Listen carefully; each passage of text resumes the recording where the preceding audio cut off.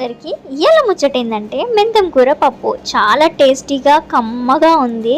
నిజంగా చెప్తున్నాను, మెంతం కూర అంటే నాకు అసలు ఇష్టమే ఉండేది కాదు. చేదుగా ఉంటుందని చెప్పేసి నేను తినేదాన్ని కాదు. కానీ ఇలా ఒకసారి ట్రై చేసి వండాను. సో చాలా బాగా కుదిరింది. మీరు కూడా నా ప్రాసెస్లో ట్రై చేయండి. ముందుగా మనం కందిపప్పును కడిగి వేడి నీళ్ళు కొన్ని పోసుకొని నానబెట్టుకోవాలి.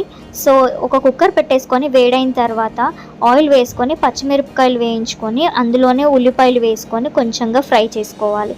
సో ఇది మంచిగా పచ్చివాసన పోయేదాకా ఫ్రై చేసేసుకొని అందులోనే మనం అల్లం వెల్లుల్లిపాయ పేస్ట్ కొంచెం వేసుకొని పసుపు కూడా కొంచెం వేసుకోవాలి. సో ఇది కూడా మొత్తం మనం ఆయిల్లోనే ఫ్రై చేసుకొని పచ్చివాసన పోయిన తర్వాత ఉప్పు కారం సరిపడా వేసుకొని ఇది కూడా ఫ్రై చేసుకోవాలి. సో ముందుగానే మనం 3 టమాటాలు కట్ చేసి పెట్టేసుకొని ఇందులో యాడ్ చేసుకోవాలి. టమాటాలు మగ్గిపోయిన తర్వాత మెంతం ఆకు కూడా చిన్న చిన్న ముక్కలుగా కట్ చేసుకునేది యాడ్ చేసుకొని కందిపప్పు కూడా నానిపోయింది కదా, సో అది కూడా అందులో వేసుకొని కొంచెం చింతపండు యాడ్ చేసుకొని కొన్ని వాటర్ యాడ్ చేసుకొని కలిపేసుకొని మూత పెట్టేసుకొని 5 నుంచి 6 విజిల్ వచ్చేదాకా మనం కుక్కర్ అనేది పెట్టేసుకోవాలి. సో ఇది మంచిగా విజిల్స్ వచ్చేసినాక ఒకసారి చెక్ చేసుకొని పప్పు మొత్తం ఇలా ఉడికిపోయినాక మంచిగా మెదుపుకోవాలి.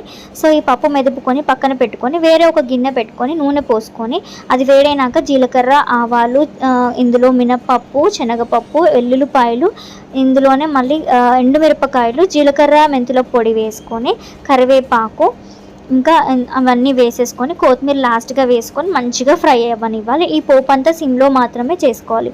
సో ఇదంతా ఫ్రై అయిన తర్వాత స్టవ్ ఆఫ్ చేసేసుకొని మనం కుక్కర్లో ఉన్న పప్పులోకి ఈ పోపు అనేది మొత్తం ట్రాన్స్ఫర్ చేసుకోవాలి. సో ఇదంతా పోపు వేసేసిన తర్వాత ఒక్కసారి మళ్ళీ మొత్తం కింద నుంచి పప్పు అంతా కలిపేసుకొని కుక్కర్ మూత పెట్టేసి ఒక 5 to 10 minutes వదిలేయాలి. పోపులో నుంచి వచ్చే ఆ అరోమా టేస్ట్ మొత్తం పప్పులోకి దిగుతుంది. తర్వాత మూత తీసుకొని వేడి అన్నంలో ఈ పప్పు వేసుకొని నెయ్యి వేసుకొని అలా ముద్దలు కలుపుకొని తింటే ఉంటుంది.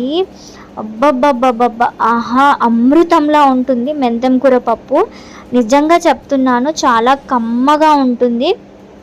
పిల్లలే కాదు పెద్దోళ్ళే కాదు ఎవరైనా చాలా ఇష్టంగా కడుపు నిండా అన్నం తింటారు. తప్పకుండా నేను చెప్పిన ప్రాసెస్లో మీరు ట్రై చేయండి, స్వర్గం కనిపిస్తుంది. సూపర్ అంటే సూపర్ ఉంటుంది. 10/10 ఇవ్వచ్చు ఈ పప్పుకి, అంత కమ్మగా ఉంటుంది. ఒక్కసారి ట్రై చేసి కమెంట్ సెక్షన్లో కమెంట్ చేయండి. అండ్ ఇంకొక రెసిపీతో మీ ముందుకు వచ్చేస్తాను.